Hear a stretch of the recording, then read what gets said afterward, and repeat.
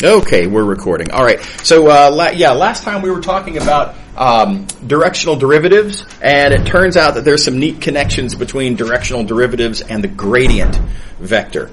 There's another neat thing about directional derivatives and gradients that relates to level sets. That's where we're going to start for today.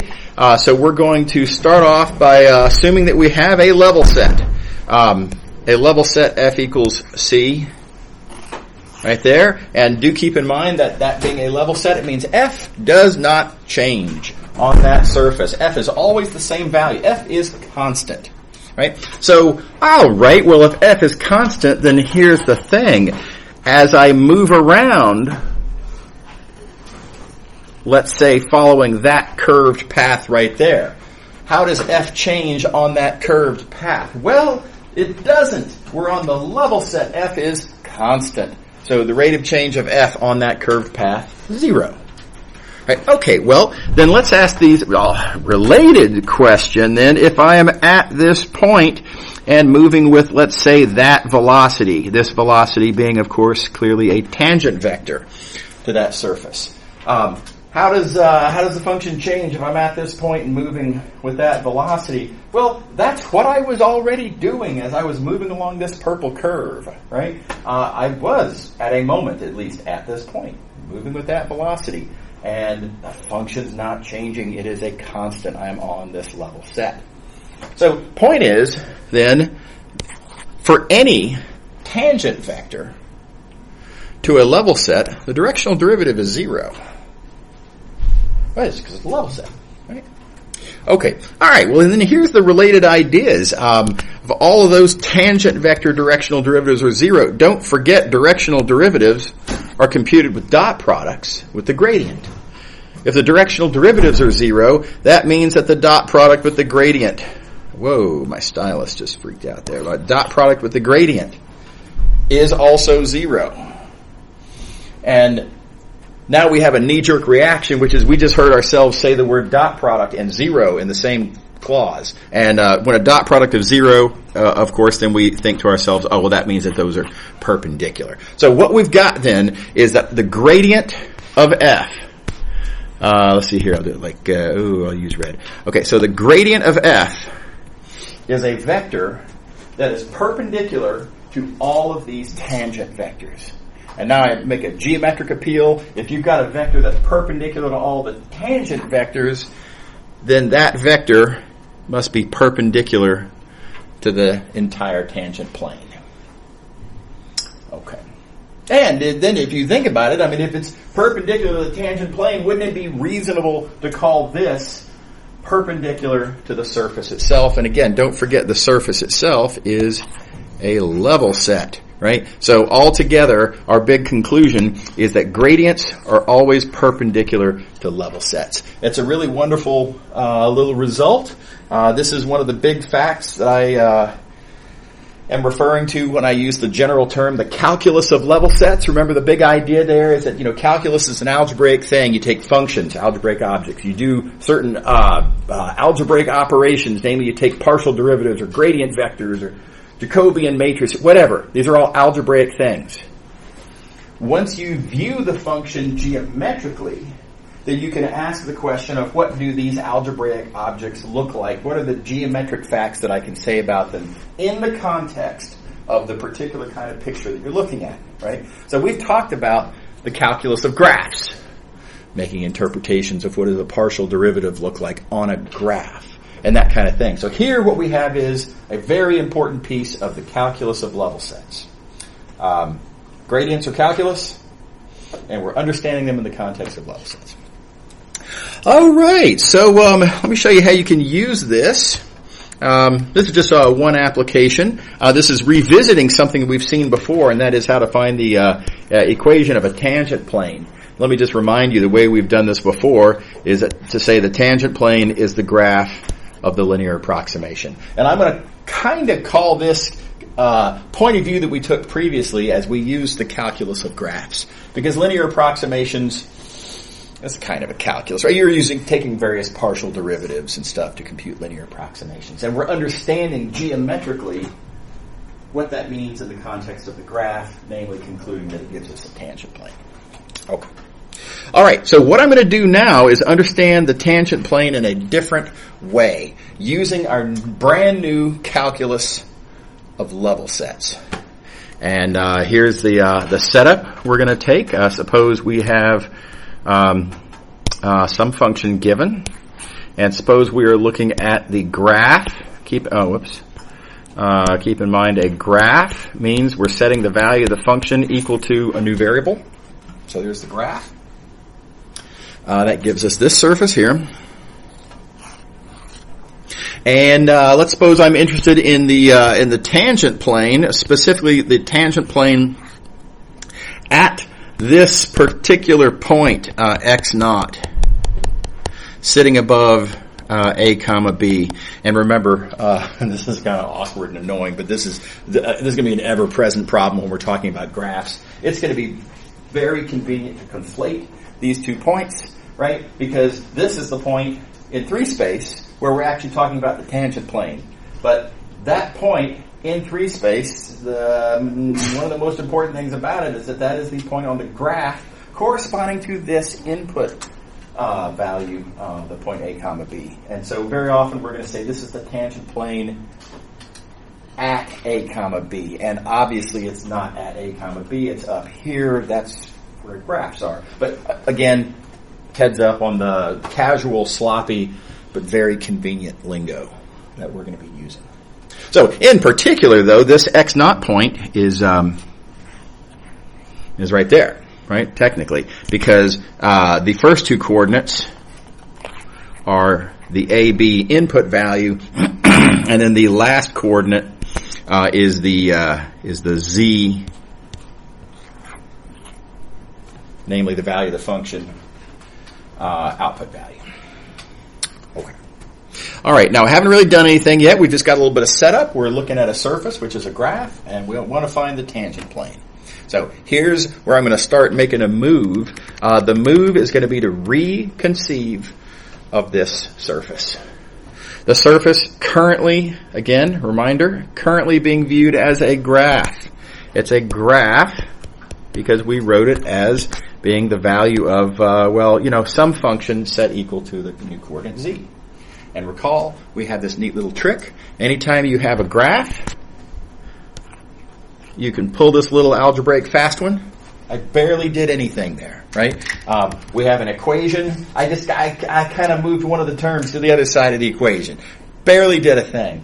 And I get a new equation, but which now entirely equivalent, but can now be viewed as giving me a level set, because look, I'm setting something equal to a constant, right? And I'm looking at a level set of, gosh, I really am running out of colors here, level set of this new function. Right, so we started off by looking at the graph of f, and now, same exact surface, I can view it as a level set. Not of f, forget about f, we're done with f now. Now it's a level set of this new function called g. Notice the formula for g is not the same as f. Doesn't even have the same number of variables as f. F had 2 variables. This g function has 3 variables, and you can see them right here in the formula. X and y matter for that term, and z is the other term. Okay, how are we doing so far? Is everybody with me? Again, the question was stated as, hey, let's study a graph. And we decided, I don't really, no, let's instead understand this as, hey, let's study this level set. And we have a brand new calculus of level sets. If I want to find a vector that is perpendicular to the tangent plane of my surface, if that surface is a level set, oh, yeah, okay, boom, gradient is the answer. The gradient of specifically the function whose level set I'm looking at, right, is the one that is perpendicular to that level set. Is that cool? So I'm going to do that here, and that is, after all, what we have. We're looking at a level set of this thing g, and so the gradient of g is going to be my, let's see here, I'll use this color. Gradient of G is going to be my normal vector. And let's see, I'll zoom out so I can draw that on here. Here's my normal vector. What do you think? Everybody's all right? All right. Well, it's kind of all over with the shouting at this point. I mean, we've got our normal vector, and let's not forget about the fact that this point, we've already talked about this point here. This is the point x naught, where I'm finding the tangent plane. Said differently, this is a point that is in that tangent plane. I've got the x naught, I've got the normal vector. We're in business. It's just a matter of writing it down. And here's the equation for the plane then, once you know the normal vector, which we do. There's the normal vector. Here's our x naught. We wrote that down up above. And multiply it out, n dot x equals n dot x naught. Multiply, collect terms, shuffle things around to look better. And sure enough, this equation for the tangent plane gives us that equation, which of course is familiar. You can see this as the result that we derived several sections back. So, different point of view on the same thing. Anybody good? Quick example. This is just going to follow the method that we just talked about. Want to find the tangent plane to the graph of a certain function at a certain point. Again, we were given as a graph. Graph means that we're going to look at z equals, and let's see, the function that we were given is that thing right there. So here we have the graph of the given function. And now, as usual, we do our trivial algebra, where basically nothing happens. Hardly anything happened there. I moved terms around. Heads up for the minus signs, right? But trivial algebra, and I've rewritten it now as a level set. You can see it's a level... see, it's a level set there because, again, set equal to 0. So I'm no longer going to view my surface, my given surface of interest, as being a graph. Don't need to view it as a graph anymore. I'm looking at a level set of this new function there, and we're in business. We're looking at a level set. Let's see here. The gradient is the normal vector. There it is. Don't forget, we do have to plug in the point in question. Now, the point in question is 2, 1. Okay, well, yeah, but there's this thing about graphs, right? It's annoying, but when we say at 2, here I even wrote above 2, 1. But 2, 1 are the x and the y. Being as it is a graph, I've got to plug in 2 and 1 into there and see what the value of the function is. That gives me my third coordinate for the point that I'm actually... where I actually want to find the tangent plane. So that's my x naught, and then plug in equation of the plane. Boom. Everybody on board? Okay, I want to call your attention to one last thing before we move on to the next big topic, and that is, I think that's right. Yeah, exactly. One last thing. Let's look at what made this whole argument work here. The whole argument worked because I was able to take what I was given and turn it into a level set of a function I could identify. All right.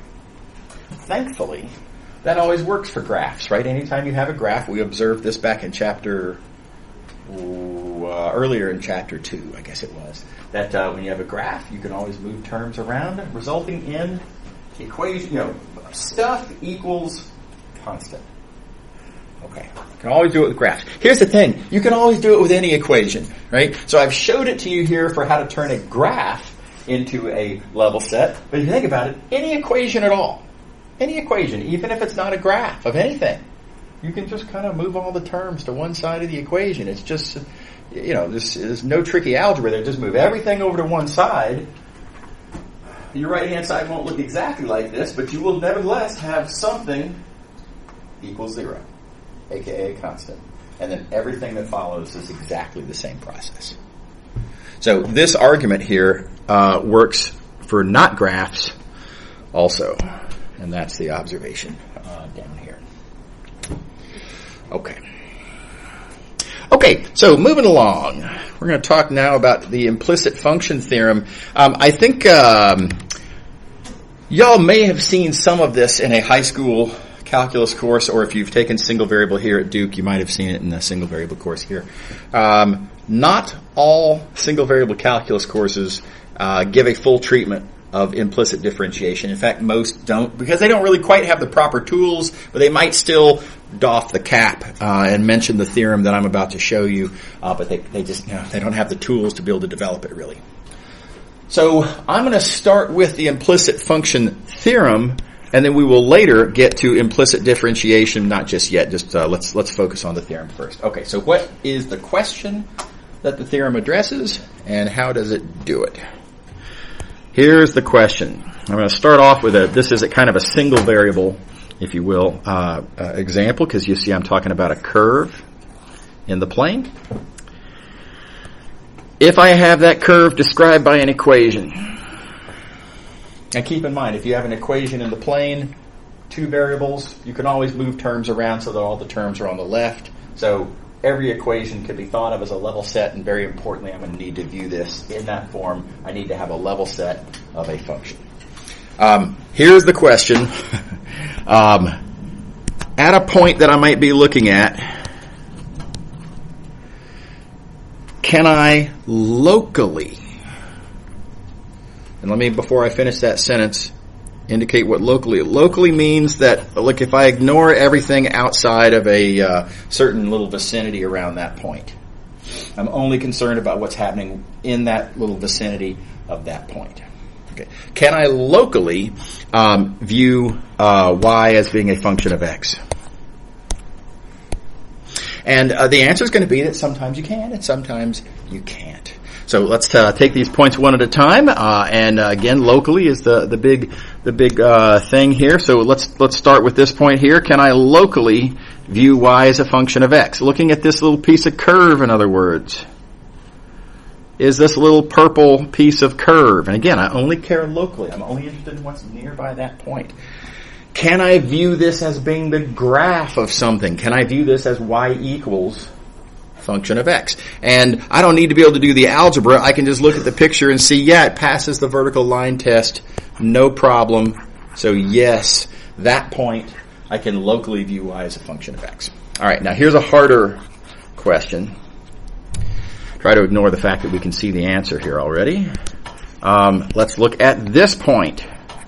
And keep in mind, we're interested locally. We're only interested in the vicinity of that point. I don't really care about what's going on up here or way over here. I just want to know within this little yellow, and make this yellow region as small as you need it to be, right?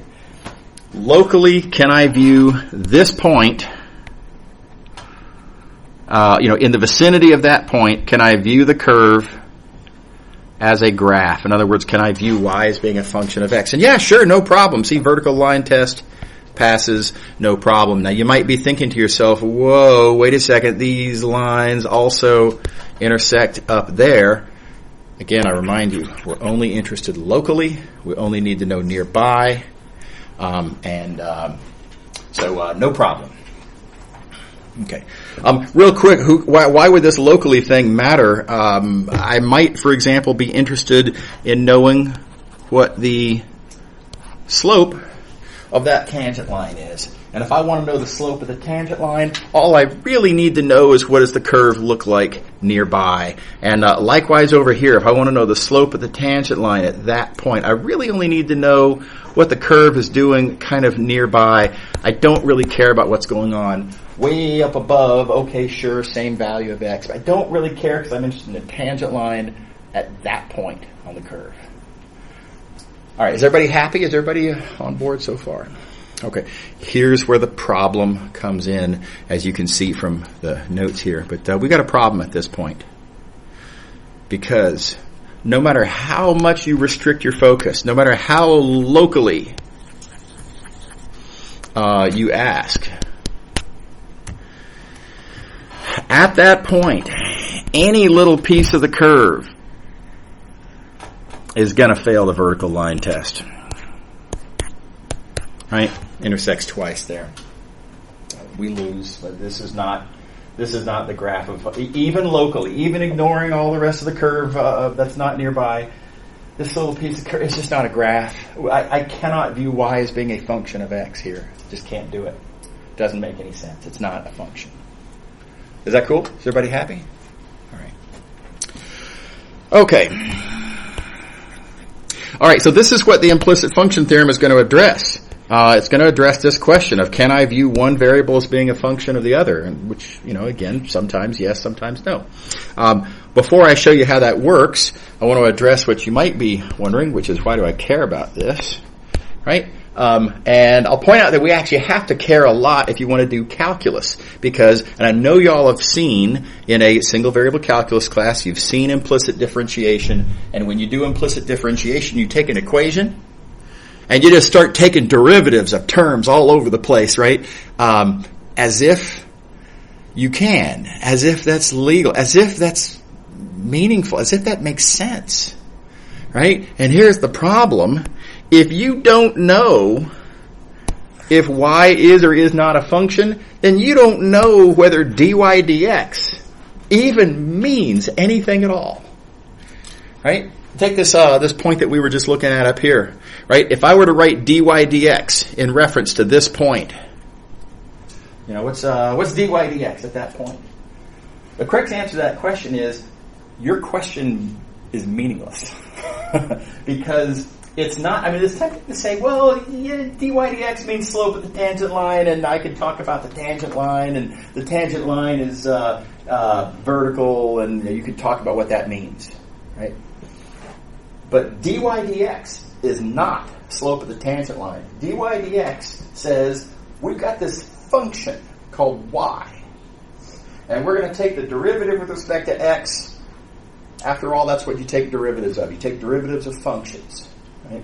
And then we're going to interpret, perhaps, after on that. But this y had better be a function, otherwise this doesn't mean anything at all. So I emphasize, we take derivatives of functions. We don't take derivatives of curves. It's just not a thing. You can't take the derivative of a curve any more than you can take a derivative of a table. Functions are what we take derivatives of. Okay, so in order to even be able to start on the algebra of implicit differentiation, you have to first know that y actually is a function, so that you know that when you write down things like dy dx, that you're not writing down a bunch of garbage that doesn't mean anything. Okay. All right. Sorry, I forgot to turn this off.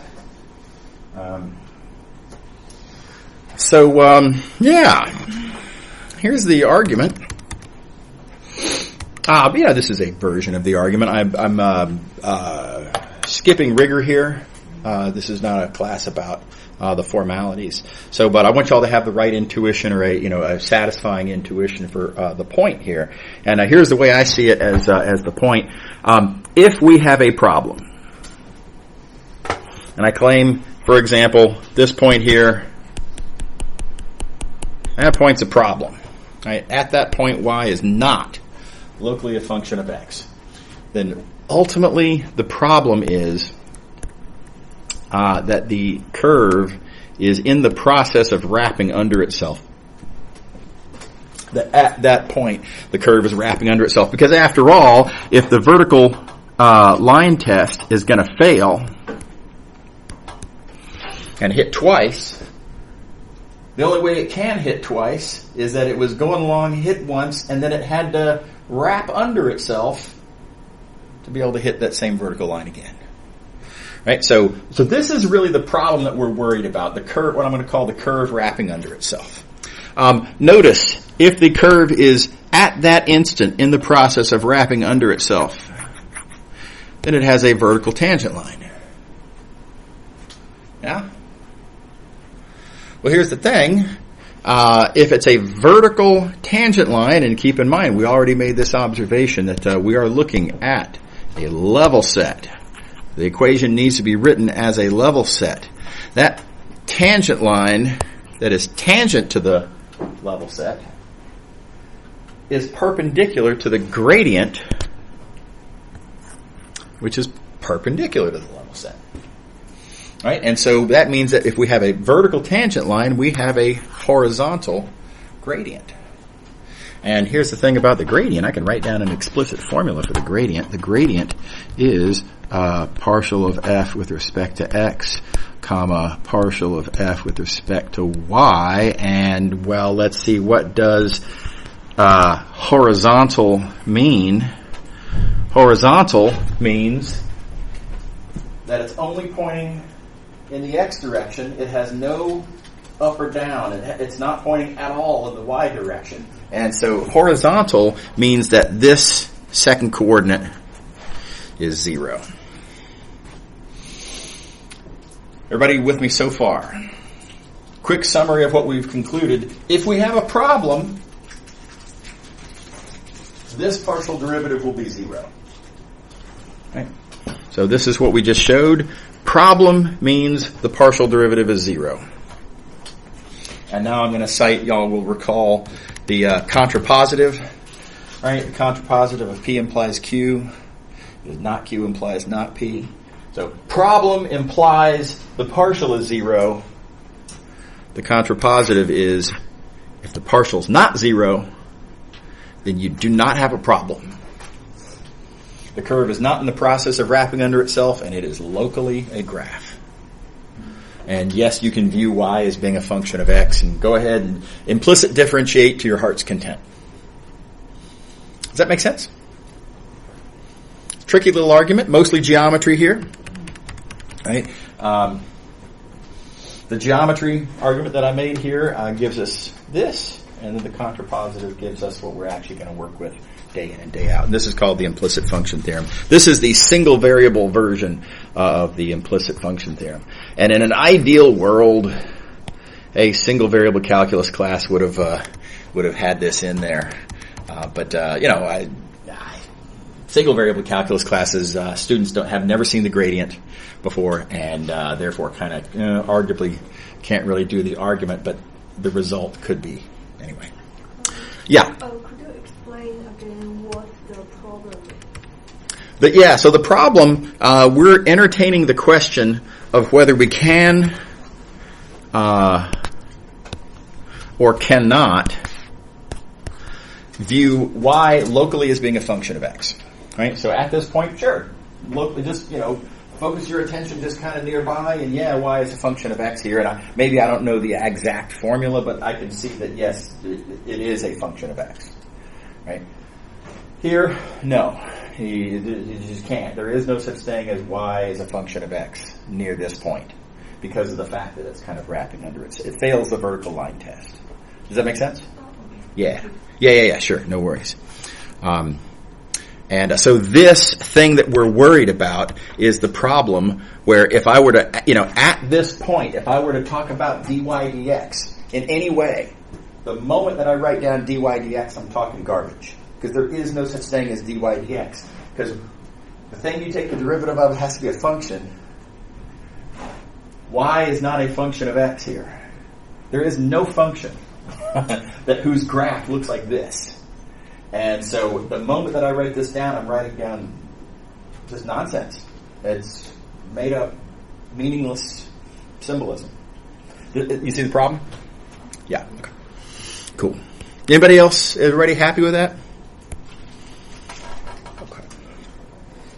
All right, so here's the multivariable version. Now that we've got the single variable addressed. So maybe you have 3 variables. If you have an equation involving 3 variables, well, now you're in space. That equation is going to represent a surface, right? And we could ask whether perhaps maybe on that surface, let's say maybe hypothetically, let's look at a point like, let's say about right there. In the, locally around that point, okay, so we'll restrict our attention to just in the yellow ball there. Locally, can I view z as being a function of x and y? Locally, does that part of the surface pass the vertical line test? Yeah, it's no problem. It's fine and dandy. Right? And at most points on the surface, yeah, no problem. Fine and dandy. The problem, again, comes if you're looking at a point where the surface is at that instant in the process of wrapping under itself. If you're looking at a point where it's in the process of wrapping under itself, you're going to fail the vertical line test, no matter how much you focus your attention there. If the point is in the process of wrapping under itself, then I appeal to your geometric intuition. It's got to have a vertical tangent plane. If it has a vertical tangent plane, again, keeping in mind we're looking at a level set, then the gradient would have to be horizontal. And again, horizontal means, now in this case we're trying to view z as being a function of x and y, so the z component of this gradient is the thing that has to be 0. That's what we mean by horizontal in this case, and so that partial would have to be 0. So notice this is really the same argument, just one dimension up from what we did. Oh, it didn't quite fit. Same argument, that's what we did here, except here it was a curve and a tangent line, allowing us to draw a conclusion about the gradient. Here it's a surface and a tangent plane, and again, argument about the gradient, and again, we get a partial derivative, and etc. So, very similar argument, and we get a very similar conclusion. Reminder, we're going to look at the contrapositive, and the, oh god, I gotta erase all this. So, problem implies partial equals 0. The contrapositive would then be, hey, if this partial is non-zero, then we do not have a problem that looks like this. And we're good. So this is the multivariable implicit function theorem. Here it is, as stated in the book. So if you got an equation involving a bunch of variables, whichever variable you want to view locally as a function, that's the variable with respect to which the partial should be not zero. And partial non-zero means yes. Right, so this partial is not 0. Then you can view that variable as being a function of the others. Is that good? Okay. All right. If you're looking for a little geometric, if you're looking for a challenge on your understanding of the argument, notice that the argument here is specific to viewing z as being a function of x and y. Think through, draw a picture, adapt the argument accordingly for what it would look like if you wanted to view, let's say, x as being a function of z and y. Everything's going to be a little different. It's going to strategically, it's going to be just like this, but it's horizontal is not the, a vertical tangent plane isn't really what it would look like. So you want to think through how would this change, and then make the analogous argument and draw the appropriate conclusion. And just to let you know, again, we already know what the answer is. The answer is I need the partial with respect to, whichever variable it is that you want to view as a function, that's the partial that has to be non-zero. Right? But think through the analogous argument, draw the corresponding picture, be a nice little bit of mathematical weightlifting there to make sure that you're good with this argument. So I emphasize, as I already have in the big box here, take the partial with respect to the variable that you want to view as a function. Right? Whichever one you want to view as a function, you take the partial with respect to that variable. Okay. Example.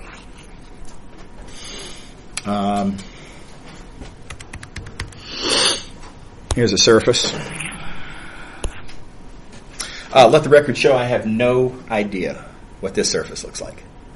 And no idea. I do not want to play with it. I don't know.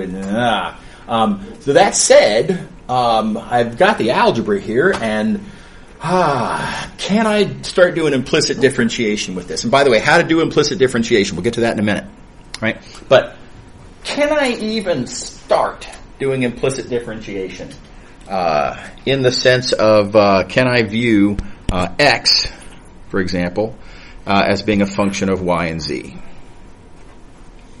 There's our question. Okay, so reminders.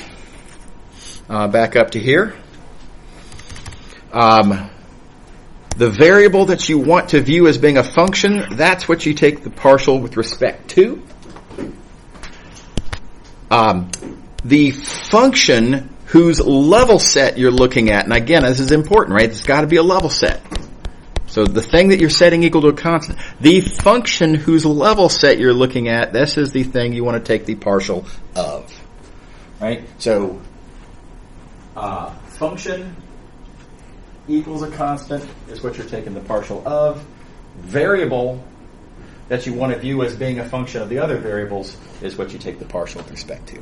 And so that said, here we are. We want to know, is x locally a function of y and z? And so we're taking here the partial with respect to x. Conveniently, this algebra was given to us as a level set already. Let the record show that will not always be the case, right? Sometimes you got to toss a couple of terms around one side of the equation or the other. But this, as given conveniently, is a level set. So this is the f that I want to take the partial of. And then just take the appropriate partial derivative. So x partial of this thing, and so we get, 3x squared, and then here we have 2xy. Let's see, we're taking the x partial. Okay, so then minus z. Now here, there's no x's in this term. That partial is 0. That's a constant. Its partial is 0. So the x partial is just this. Yeah? Everybody happy so far? Now, we are interested in what's going on near the point 1, 2, 3. So I've got to evaluate this partial derivative at the point 1, 2, 3. And so you plug in x equals 1, y equals 2, z equals 3. You plug that on in there. And sure enough, we get not 0. The value is not important. It's just the fact that it's not 0 tells us that yes, indeed, you can view x as being a function of y and z. What do you think? Everybody on board? Okay. All right. Okay, so that's the implicit function theorem. Now we know how to identify what is and is not a function. And now we can actually start doing implicit differentiation. Now there's a couple of different versions of this. This is what you might call the complete discussion. And then here is a streamlined, good enough for our purposes discussion. I'm going to show you this version. If you're curious, if you want to see the whole thing, come to my office hours. I'd be very happy to explain all this to you. It's morally equivalent to what I'm about to show you. It's just kind of fleshed out a little bit more. But I'm going to show you what's going on here because this is good enough for our purposes. Okay, so recall we are talking about a level set. So f is a function of several variables. Yeah.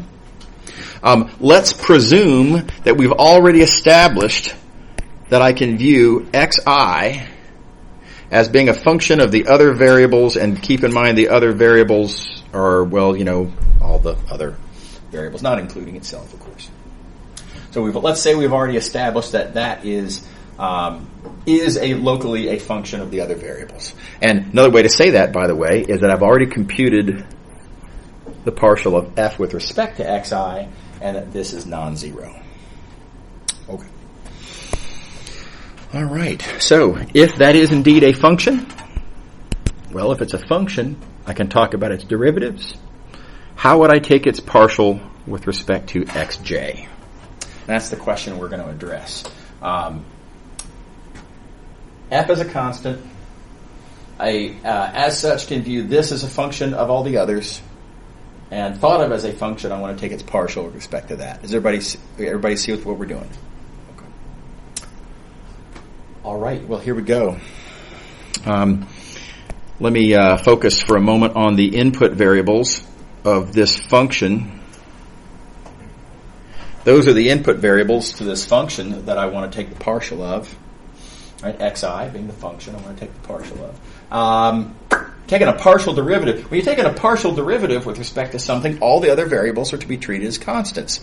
Well, that's fantastic. That means I get to treat all of those as constants, all of these as constants, and all of these as, they're just all constants.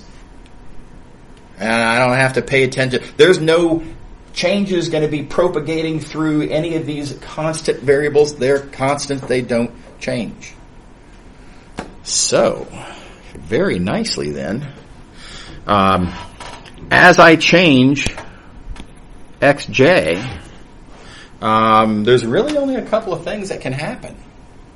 On the one hand, as xj changes, let's see here, let me do it like this. As xj changes, that will directly contribute to a change in capital F. I mean, after all, let's not forget, capital F is a function of all these variables, and if you wiggle this, F is going to change too. Right? In that term is the proportionality. But let's not forget, it is also going to be the case that if xj changes, then that'll cause xi to change, and as xi changes, that will also contribute to a change in F. So these are the two paths along which changes can propagate. And if you think about it, as I change xj, well, xi has to change as well, but all together, don't forget, f itself also constant. Again, the whole point to this is that we're looking at a level set, we're looking at f equals constant, f equals 0, typically. And if it's constant, then how much it changes, the grand total derivative, has to be 0. So this is our scenario. This is the story we have. This is a function of that, and changes go two different ways, adding up to something that's not allowed to change, and so these two terms have to add up to 0, and then solve for what you want. And keep in mind what we're interested in is this partial derivative right there, partial of xi with respect to xj, and you can solve for it, and you get this formula right here in the box. Everybody happy?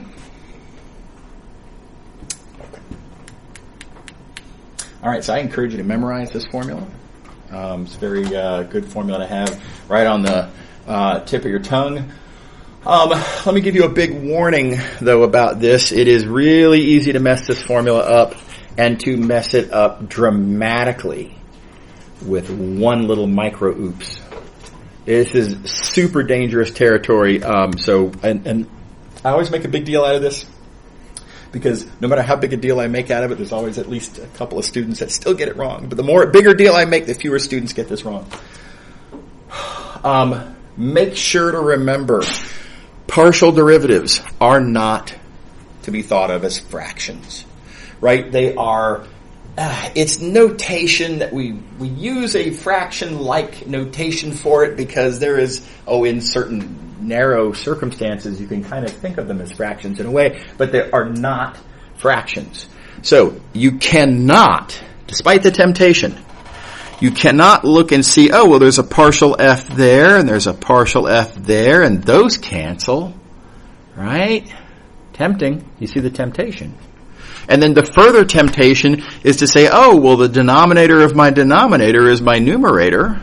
And doesn't that right there give me partial xi with respect to xj? And as such, do I even really need this minus sign? And a lot of students,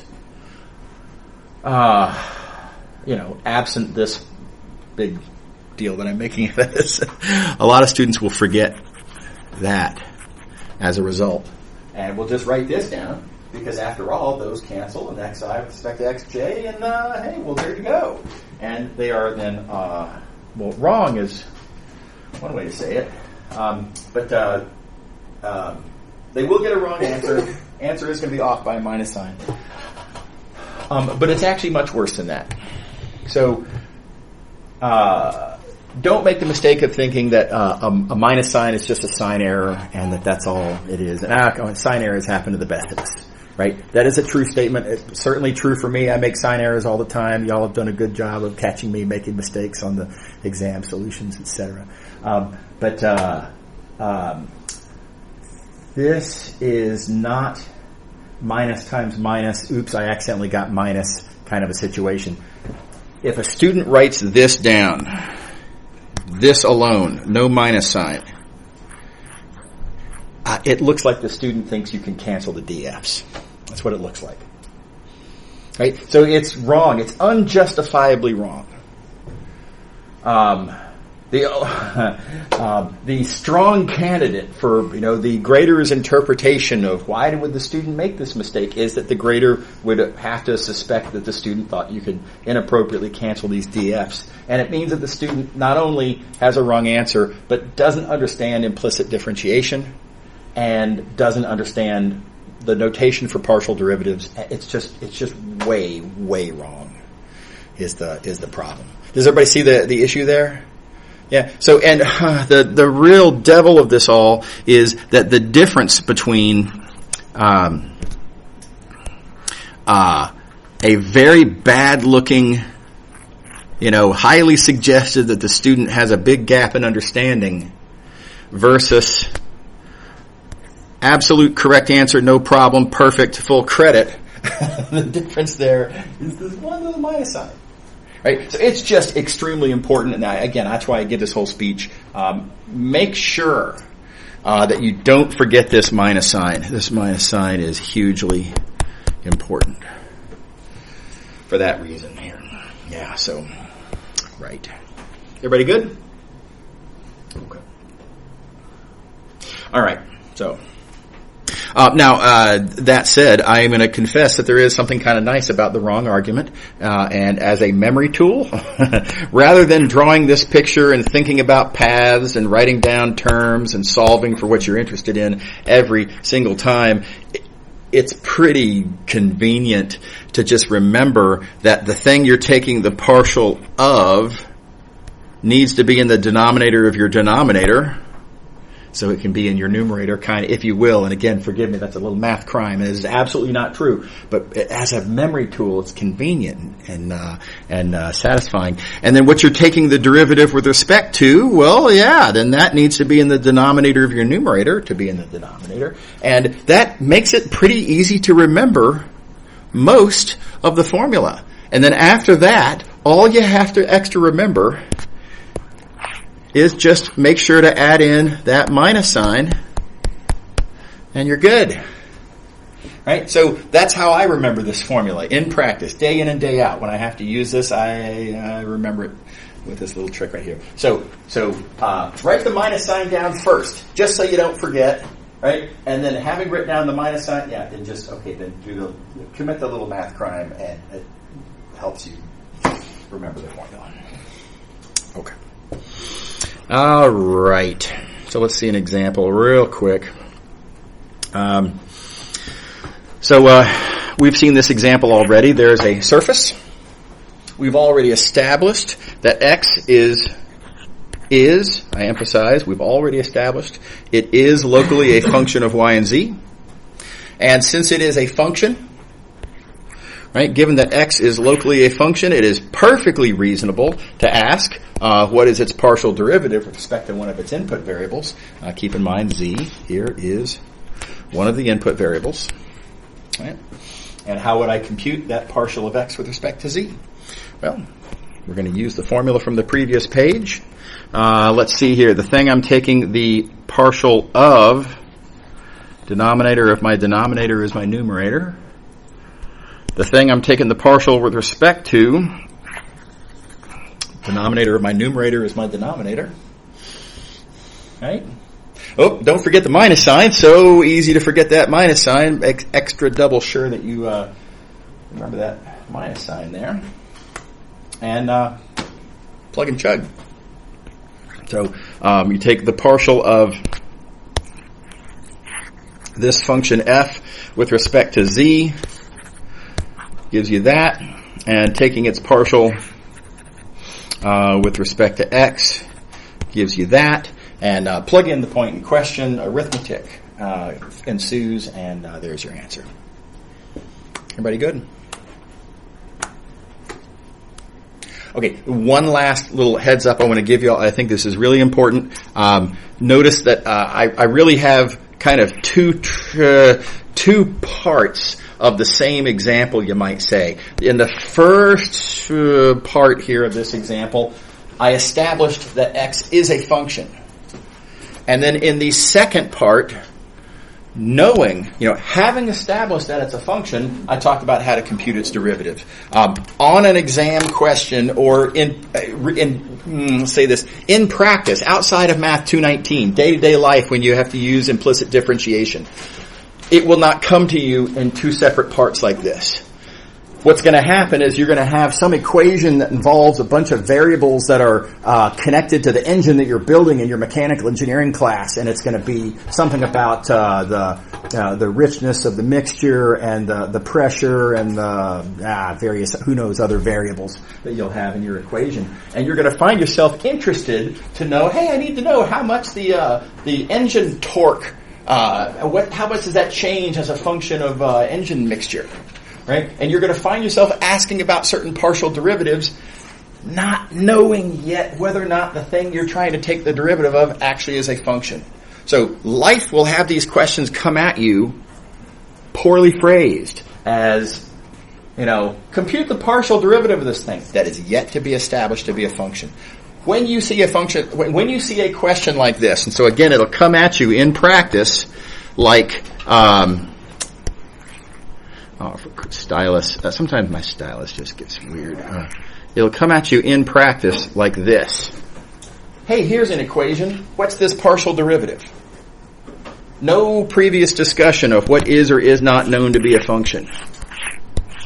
Right? If you see a question like this, and this is how they tend to come on my exams, you can check my old exams to see. There's two parts to the answer. Step one that you have to do is you have to establish whether or not the thing you want to take the derivative of even is a function at all. You have to conclude that it is a function first. Only once you've established that it's a function can you then subsequently come in and talk about what its derivative is, one of its derivatives is. And so make sure that you do both parts. My precedent in the past has been to give roughly equal value to these. In other words, the establishing that it's a function, usually about half of the points for the question, and then taking the resulting derivative, the other half of the points for the question. So make sure not to inadvertently skip the first half, take a big hit. Okay, we're good. See y'all later. Have a good one. Okay.